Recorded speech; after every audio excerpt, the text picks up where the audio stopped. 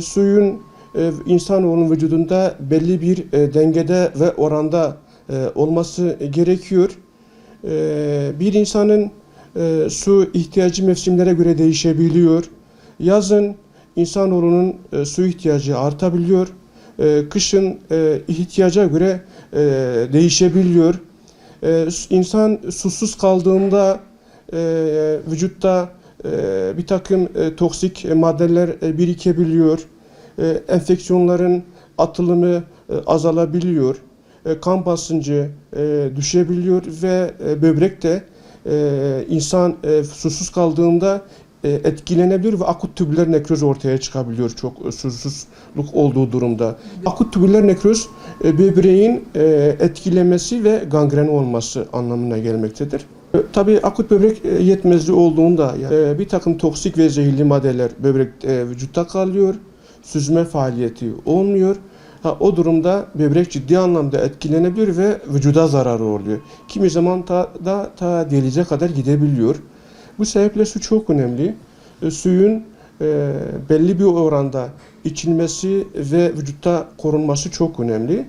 Su insanın vücudunda kan basıncını belli bir düzeyde ve eşikte tutabiliyor.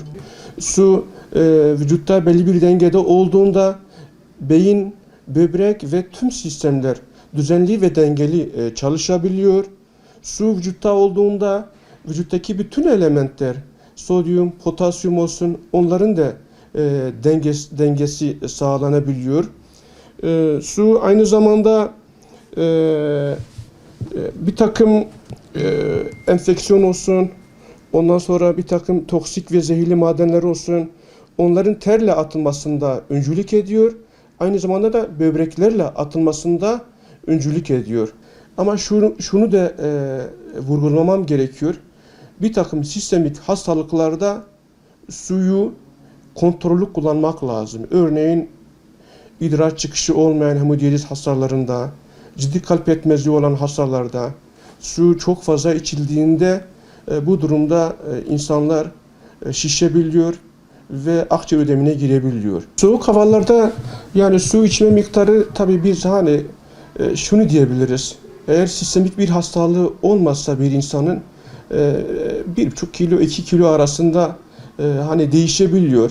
İhtiyaç oldukça herhangi bir sistemik hastalığı olmadığı sürece suyu almak lazım. Bir insanın vücudunda yeterli oranda su olmazsa akciğerle de yeterince mikropları atamıyor. Bir insanın vücudunda yeterince su olmasa böbreklere de yeterince bir takım şeylerin ıtrahı ve metabolizması olmaz. O sebeple vatandaşlarımız mümkün olduğunca kış şartlarında da olsun susuz kalmamalı, su ihtiyaçlarını almalılar.